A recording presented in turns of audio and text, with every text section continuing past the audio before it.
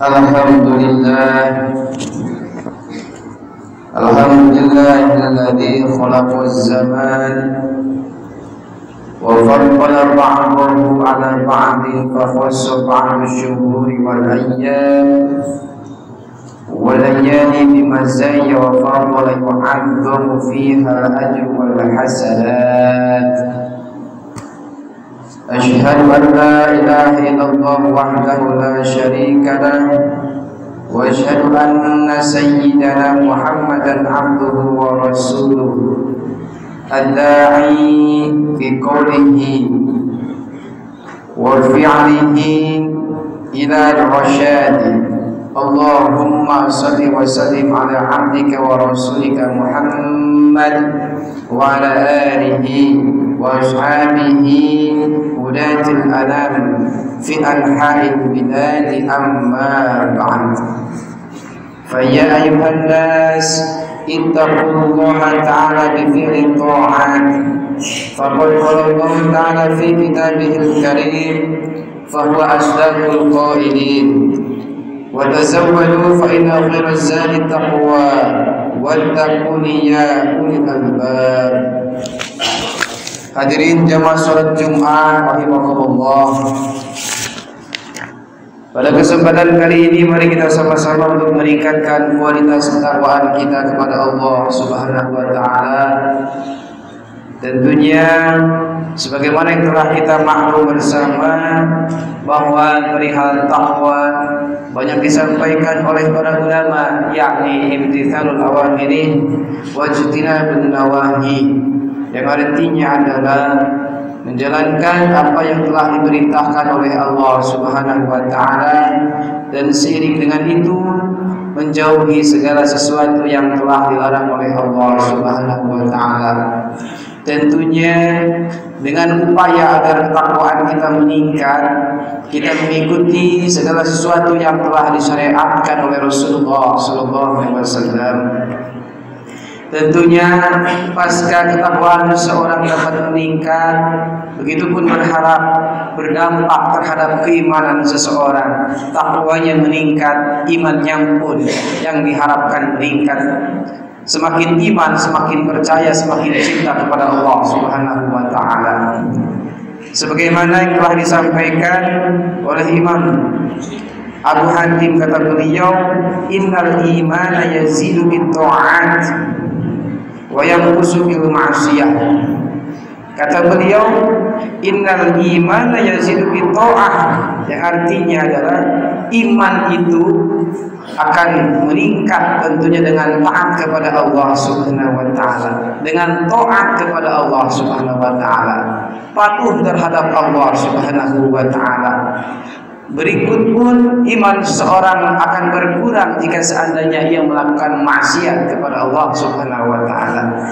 Dan kita berharap tentunya mudah-mudahan iman kita meningkat dengan upaya, mudah-mudahan juga Allah memberikan keistiqomahan kepada kita agar senantiasa kita mampu taat kepadanya. Amin ya Allahumma ya rabbal alamin. Tentunya wasiat takwa ini mudah-mudahan dapat menjadikan atau dapat berdampak positif terhadap kita semua, terhadap semua yang hadir mengikuti sholat Jumat ini. Pasca pelaksanaan sholat Jumat, kita berharap mudah-mudahan ketakwaan kita meningkat kepada Allah Subhanahu wa taala. Hadirin jamaah sholat Jumat rahimakumullah, kita semua pasti sepakat bahwa terus terang itu berkata benar atau jujur merupakan sikap terpuji dan layak diteladani. Namun ada kalanya sikap-sikap itu justru dilarang karena akan membawa sebuah kebahayaan.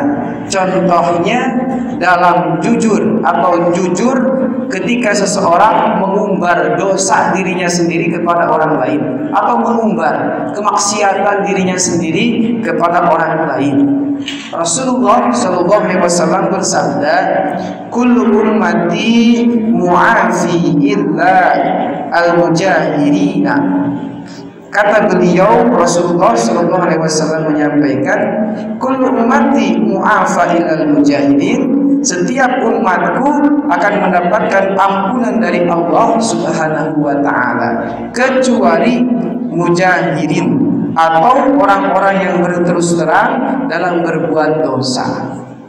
Artinya adalah di saat seseorang pernah melakukan dosa, ia umbar kepada orang lain. Padahal perihal berbuat dosa, dirinya sendiri berbuat dosa, ia berbuat maksiat, maka cukup baginya atau bahkan yang mesti ia lakukan, ingat kepada Allah, bertaubat kepada Allah, adukan apa yang telah dilakukannya itu kepada Allah Subhanahu wa taala. Lalu ia renungi dan setelah itu bertaubat kepada Allah Subhanahu wa taala. Bahkan dalam keterangan lain yang disampaikan oleh Rasulullah SAW, wa inna minal mujahirati ay ya'mal rajulu bil laili amalan thumma yusbiha wa qad satarahu Allahu alaihi fa yaqul ya fulan amiltul barihata kada wa kada, yang artinya adalah sungguh termasuk terang-terangan berbuat dosa adalah seseorang berbuat dosa pada malam hari, kemudian pada pagi harinya dia menceritakannya padahal Allah telah menutupinya. Lalu dia berkata, hai fulan, tadi malam aku telah berbuat dosa begini, begini dan begitu. Dia ceritakan kepada orang lain. Dalam keterangan lain, wa qad bata yasturuhu rabbuhu wa yusbihu yakshifu sitrallahi anhu, muttafaq alaih. Yang artinya sebenarnya di malam hari Tuhannya telah menutupi perbuatan dosanya itu, tetapi di pagi harinya dia menyingkap perbuatannya sendiri yang telah ditutupi oleh Allah Subhanahu wa taala. Di malam hari dia berbuat dosa, di pagi harinya dia ceritakan kepada orang lain, saya melakukan ini, saya melakukan itu, padahal Allah Subhanahu wa taala sudah menutupinya. Hadirin rahimakumullah, sekilas hadis di atas terasa aneh. Mengapa ketika berbuat dosa kemudian tidak diperkenankan untuk jujur kepada orang lain? Maksudnya adalah ketidakjujuran dalam kemaksiatan bukan berarti berbohong.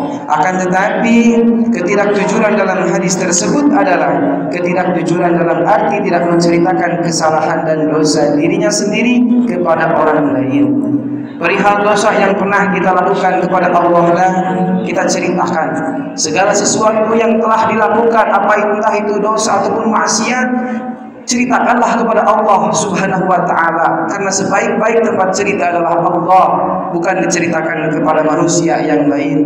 Dan jadikan bahan untuk merenung sehingga kita dapat berusaha bertaubat kepada Allah Subhanahu wa taala dengan taubat yang sebenar-benarnya. Kemudian setidaknya ada satu alasan penting juga tentang hal itu. Orang yang berbuat dosa kemudian jujur dan menceritakan kepada orang lain akan membuka kemungkinan dilakukannya dosa serupa dalam lingkup bahkan yang lebih luas lagi. Misalnya ada seorang guru yang jujur berkata kepada muridnya, saya dulu pernah melakukan ini dan itu, saya dulu pernah melakukan mencuri, saya pernah melakukan zina, bahkan diceritakan kepada muridnya. Bukan apa-apa, khawatir muridnya tersebut suatu saat nanti mencontoh perilaku gurunya, dan bahkan itu akan berdampak tidak baik. Oleh karena itu hadirin rahimahullah, di saat kita atau bahkan kita pernah melakukan dosa, cukup kita adukan kepada Allah, ceritakan bahkan semuanya kepada Allah Subhanahu wa taala, dan jadikanlah bahan renungan agar kita semua dapat bertaubat kepada Allah dengan taubat yang sesungguh-sungguhnya, bukan malah kita ceritakan kepada orang lain. Dosa sendiri jangan diceritakan kepada orang lain, apalagi dosa orang lain atau perilaku jelek orang lain kita ceritakan lagi kepada orang lain. Itu berarti kita membuka aib seseorang. Allah saja telah menutup aib seseorang. Kita manusia biasa jangan berani-berani membuka aib seseorang. Aib diri sendiri saja jangan sampai kita buka, apalagi aib seseorang. Kesalahan orang lain, dosa orang lain, perilaku maksiat orang lain, jangan kita umbar ceritanya kepada orang lain. Hadirin jamaah salat Jumat rahimakumullah, terdapat juga sebuah hadis ketika seorang berbuat dosa kemudian orang lain mengikutinya karena terinspirasi oleh pelaku pertama, maka pahala dosa orang yang ia ikuti akan terus mengalir dosanya kepada orang yang menginspirasi tersebut. Jika seseorang berbuat salah, mengikuti kesalahan kita, atau bahkan gara-gara kita menceritakan kepada orang lain, lalu orang tersebut mengikuti kita, itu akan menjadi dosa kepada kita semua.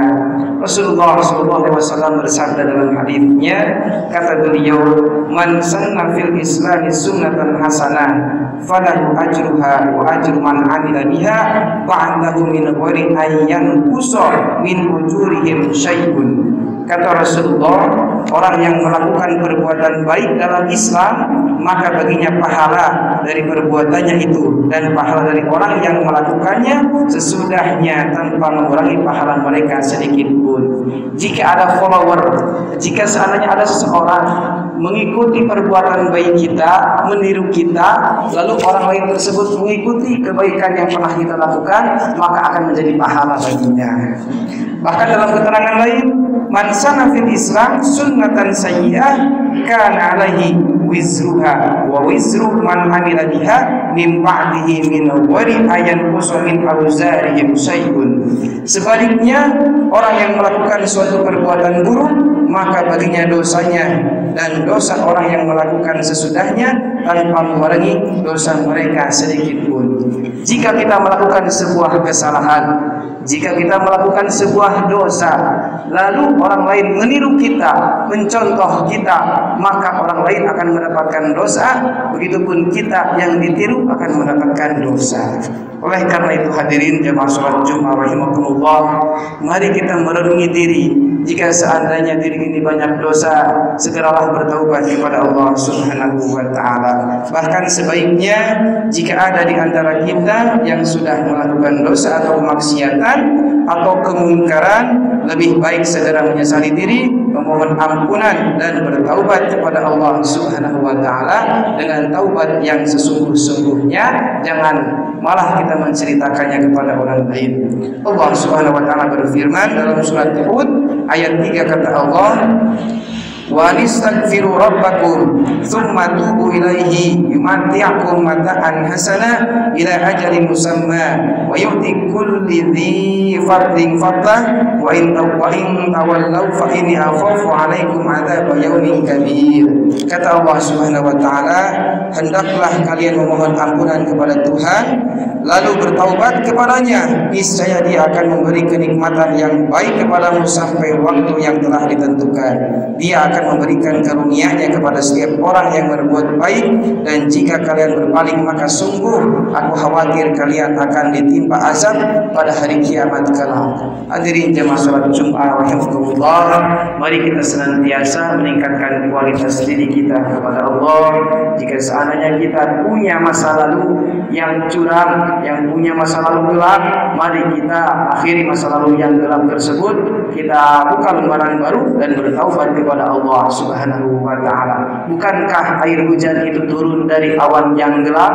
Berikut pun, jika seandainya di antara kita ada yang pernah melakukan dosa, mari kita bertaubat kepada Allah dan kita berharap semuanya dijadikan oleh Allah hamba Allah yang senantiasa terbebas dari dosa. Amin ya Allah ya rabbal alamin.